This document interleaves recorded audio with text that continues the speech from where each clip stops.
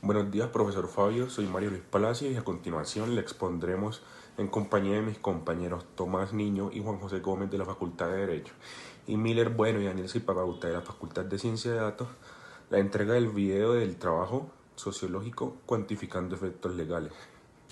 Para este trabajo nuestra pregunta de investigación fue: ¿en qué medida el Estado colombiano ha logrado la mejoría o empeoramiento de su Producto Interno Bruto, teniendo como punto de comparación el marco normativo del antes y el después de la Constitución de 1991? Buenas tardes, mi nombre es Daniel Zipagauta. En este video les voy a hablar sobre el PIB. El PIB o Producto Interno Bruto es un indicador económico muy importante que mide el valor total de todos los bienes y servicios producidos dentro de un país durante un tiempo determinado. Generalmente es un año. Es ampliamente utilizado para evaluar la salud económica de un país. En este video les voy a explicar cinco principales funciones del uso del PIB. Medir en rendimiento económico. El PIB permite evaluar el tamaño y salud de la economía de un país. Un PIB creciente indica que la economía está en expansión, mientras tanto que un PIB en descenso puede señalar una recesión. 2. Comparaciones internacionales. El PIB se utiliza para comparar la actividad económica de diferentes países. Esto ayuda a clasificar las economías por tamaños y rendimientos, lo cual es crucial para la formulación de políticas económicas y todas las decisiones de inversión. 3. Estimar el desarrollo económico. Aunque el PIB no mide directamente la calidad de vida o el desarrollo humano, el PIB per cápita más alto o PIB dividido por el número de habitantes a menudo se asocia con un mayor nivel de desarrollo y estándares de vida.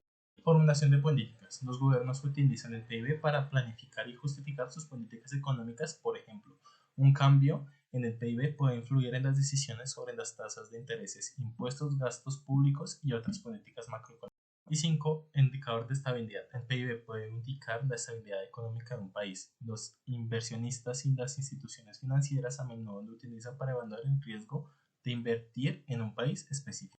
Ya resumiendo todo esto, el PIB es una herramienta útil, pero tiene sus limitaciones, como no captar la distribución del ingreso entre los ciudadanos o el valor de las actividades no monetarias que contribuyen al bienestar. A pesar de eso, sigue siendo uno de los indicadores más destacados y utilizados para medir la actividad económica global. Buenas tardes, me presento, mi nombre es Miller Bueno, pertenezco al programa de ciencia de datos del Departamento de Matemáticas. Hoy vamos a explorar la evolución del Producto Interno Bruto, del PIB de Colombia a lo largo del tiempo, así como los factores que han influido en este crecimiento, con especial atención al periodo antes y después de 1991. Comenzando por los datos, observamos que en el año 1960 el PIB de Colombia era bastante reducido, ya que se está reflejando una economía en desarrollo con pocos acuerdos comerciales internacionales. Sin embargo, a lo largo de los años hemos presentado el crecimiento significativo. Por ejemplo, durante la década de 1970, el PIB experimentó un aumento considerable impulsado por el auge de las exportaciones de café y otras materias primas. Muy buenos días, soy Juan José Gómez Rojas Y yo soy Tomás Felipe Niño Castro. y vamos a introducir nuestra hipótesis del trabajo. Bueno, la hipótesis base se basa en cómo el Estado colombiano logró el desarrollo y crecimiento de su PIB a partir de la Constitución de 1886 y cómo ésta basa una relación de correlación con su modelo de economía liberal, la cual propicia la aparición y el fortalecimiento de la industria y la protección a la propiedad privada, lo que favorece la modernización de la economía. Entonces, para desmenuzarlo. Evaluaremos el crecimiento económico e industrial de Colombia a partir de pues, la Constitución de 1886 y bueno, lo que viene siendo las doctrinas liberales que adoptamos desde ese momento, que pues, se caracteriza principalmente por los derechos de protección a la propiedad privada y pues sí, el fortalecimiento y modernización de la industria. Es así como vemos como para el inicio del siglo XX, Colombia inicia con varios problemas dejados por la Guerra de los Mil Días, siendo estos de carácter económico. No obstante, también vemos como poco a poco en el desarrollo, vemos como la industria empieza a fortalecerse y empezando a crecer. Siendo así como en el año 1926 aparece la aparición de la Federación de Cafeteros. También, basados en datos del Banco de la República, podemos ver cómo dentro de la primera mitad del siglo XX, de 1901 a casi 1940, vemos cómo Colombia pasa de tener una industria casi de, digamos, en la creación de plantas industriales con un número de 8 plantas industriales a terminar en 1940 con 132. ¿Qué nos dice esto? Las políticas que se fueron implementando a partir de la Constitución del 86 dieron pie a que se pudiera modernizar, no solamente, digamos, en el ámbito de la planta industrial, sino también en la conectividad del país y la región, siendo también así como vemos la aparición de ciertos trenes, también la creación del periódico El Tiempo y también la aparición del Tren del Pacífico, lo que favoreció también en gran medida a la maximificación y modernización de la industria. También podemos ver cómo se celebraron tratados, los cuales permitieron fueron un organismo regional, los cuales permitieron para Colombia un crecimiento en su economía. Por ejemplo, en 1960 vemos la instauración de el ALALC o el ALALC, que es la Asociación Latinoamericana de Libre Comercio. Está firmada por Colombia en 1960, que tendría una vigencia hasta 1980. En 1969 se empezaría a radicar en Bogotá el Tratado o Acuerdo de Integración Subregional Andino, en el cual este sería basado en el Acuerdo de Cartagena, en el que, digamos, los países de la región andina, siendo estos el gobierno de Perú, el gobierno de Colombia y Chile, generarían entonces una integración subregional donde se favorecería al crecimiento y desarrollo económico. Posterior a los 70, vemos como en los 80 inicia también una gran época de avances, vemos un crecimiento muy alto en la economía y también la aparición del ALADI, que es la Asociación Latinoamericana de Integración, siendo esta un organismo que incluía muchos más países, siendo entre estos México, Brasil, Argentina, Chile, Bolivia y Colombia, por supuesto, que también favoreció para la mejora de las relaciones económicas dentro del territorio. Esta fue creada el 12 de agosto de 1980 por el Tratado de Montevideo.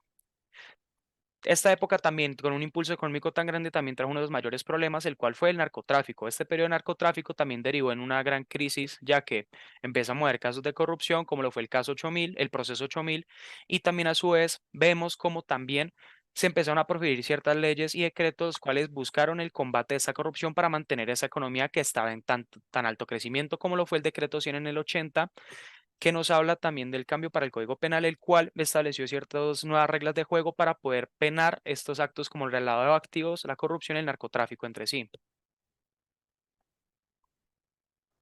Bueno, sí, entonces, como ha sido evidente, nuestro pues, método para la investigación es uno de pues, correlación. Entonces, lo que hacemos es ver cómo se afectan distintos factores entre sí. Entonces, ver cómo los hechos sociales impulsan a distintos cambios en las políticas, en las leyes aplicadas y todo eso. Y cómo eso afecta a la economía y eso se va pues repitiendo.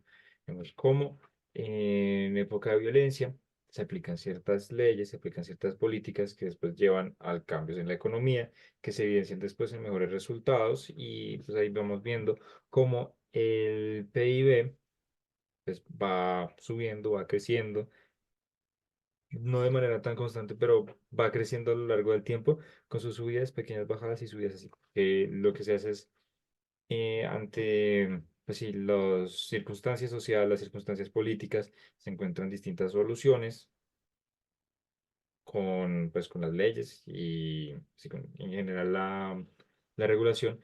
Y esto después tiene su impacto en la economía y en la industria. Entonces, sí, vamos a encontrar esa correlación entre hechos sociales y políticos, hechos sociales, políticos e históricos, la legislación y el crecimiento económico e industrial en Colombia.